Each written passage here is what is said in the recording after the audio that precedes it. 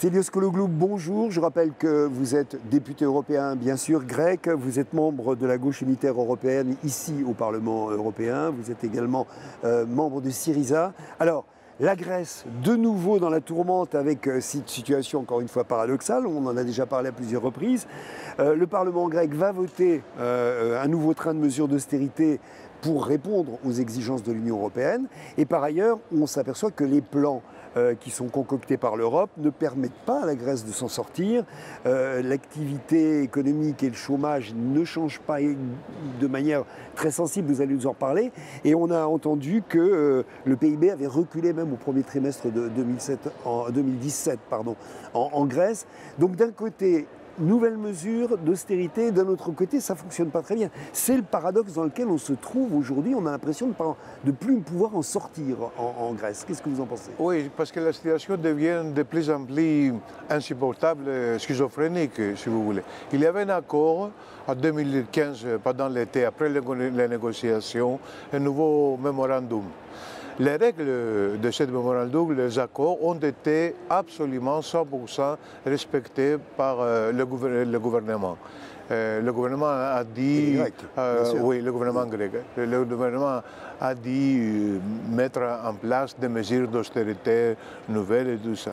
Mais maintenant, qu'est-ce qu'on demande? On demande des mesures, même après la fin de l'accord, après la fin du programme de restrictions, de refinancement, après la fin des mémorandums. On dit, le mémorandum finit en 2018. Alors, ils disent que pour le 2019, 2020, il va falloir penser. Il faut prendre des mesures, et non seulement ça, mais il faut voter aujourd'hui pour les mesures qui vont s'appliquer dans 2, 3 ou 5 ans par notre gouvernement, par notre assemblée. Ça veut dire que ça ne donne pas au pays la possibilité de s'exprimer de manière démocratique, changer le gouvernement, trouver une nouvelle majorité qui décidera pour des autres mesures et tout ça. On lit les mains de la Grèce pour les années à venir, en réalité. Ah oui.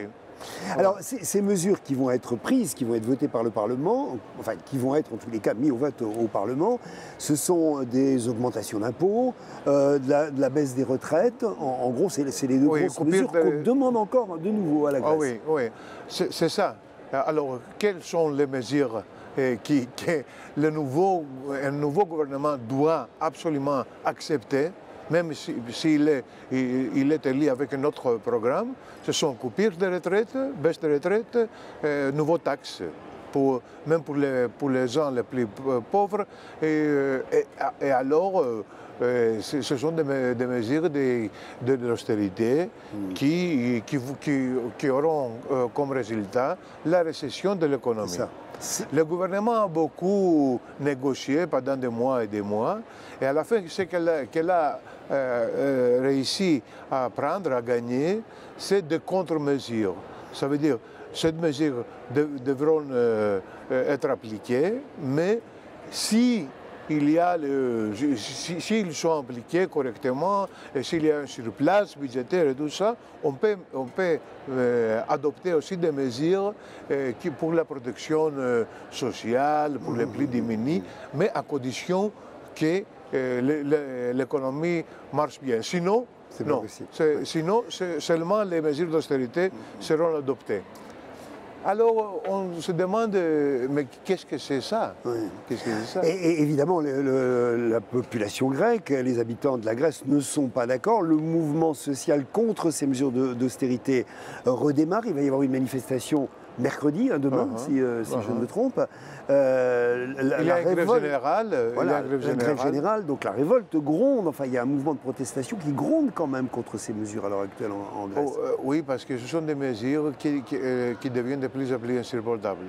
En plus, les négociations sont durées aussi longtemps que l'économie aussi a été affectée, comme tu viens de le dire. Et alors, on négocie tout le temps.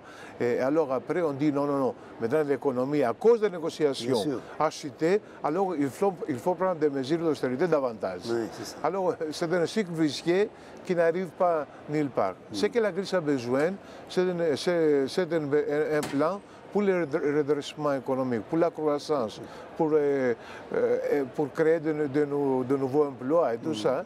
Et ça, il n'y a pas dans l'horizon de ça. Parce que M. Schäuble se dispute avec le Fonds monétaire international. Si la question, si la pierre du touche, si tu veux, du problème grec, qui est la dette, qui n'est pas soutenable. Bien sûr. Alors, évidemment, c'est la menace aussi aux aides européennes. Mais j'allais dire, rappelons où vont ces aides européennes qu'on donne à la Grèce. Où est-ce qu'elles vont en grande partie pour rembourser la dette? Ah oui, les 93%. Donc elles reviennent en Europe. Ça veut dire ça sort d'une poche et va à l'autre. Ça veut dire même l'argent, physiquement, l'argent n'arrive pas, pratiquement n'arrive pas en Grèce. Ouais, c'est orienté vers les créanciers. C'est terrible. Alors, et en plus, l'austérité qui est imposée fait plus de la récession. Alors, elle nécessite plus d'argent. Alors c'est un cercle absolument vicieux et le gouvernement, quoi faire? Ça veut dire on peut rien faire parce que l'apport de force est tout à fait négatif. Il y a deux gros monstres qui se battent entre eux, ça veut dire le Fonds monétaire et Berlin, qui veulent pour des différentes zones des autres solutions, et à la fin c'est les plus faibles qui payent le prix, effectivement, la Grèce. Comment sortir de cette spirale infernale? Comment vous voyez les choses? Qu'est-ce qui va se passer dans les mois qui viennent en Grèce? Alors, s'il y a un accord sur la dette que le Fonds monétaire demande pour qu'il reste dans le programme, ça pourrait améliorer les choses. Mais le Berlin ne le veut pas parce qu'il y a des élections en Allemagne. Et alors le gouvernement allemand sera critiqué par l'extrême droite, je ne sais pas, par les libéraux, les néolibéraux, qui fait des concessions envers la Grèce. Alors c'est pour ça que le gouvernement ne veut pas faire de compromis sur la question de la dette.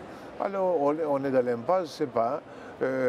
Si le gouvernement en Allemagne se sent un peu plus sûr de lui-même après les élections en Allemagne, peut-être ça va réfléchir sa position. Ouais. Rappelons par ailleurs que la Grèce est le seul pays européen à soutenir la question des réfugiés en Europe et que vous avez cette question-là. Je dis ça parce qu'il en a été question à cette session, notamment dans les débats de ce matin. On s'aperçoit que les pays européens n'appliquent pas du tout les décisions qui avaient été prises de répartition des réfugiés entre les différents pays européens. On n'est pas du tout... Et pour l'instant, donc, ces réfugiés se trouvent en Grèce. En plus, vous avez cette question fondamentale pour l'Europe à gérer aujourd'hui en Grèce, à vous seul quasiment. À partir du moment que la question des réfugiés n'est plus dans l'actualité, on s'en fiche complètement. Ça veut dire tandis que la Grèce paye, l'État grec, le pauvre État grec, si affaibli par l'austérité et tout ça, et la dette, etc., paye pour accueillir les réfugiés. Mais ça ne va pas durer longtemps parce que aussi c'est l'extrême droite et les néo-nazis qui en profitent.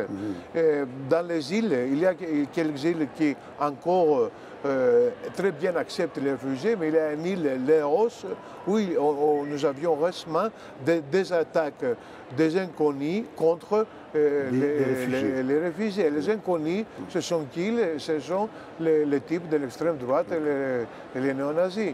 Alors, si ça, il faut que la Grèce soit aidée. Il faut que ces efforts pour accueillir d'une manière, disons, humanitaire, respectable, décente les réfugiés soient un petit peu soutenus, quoi.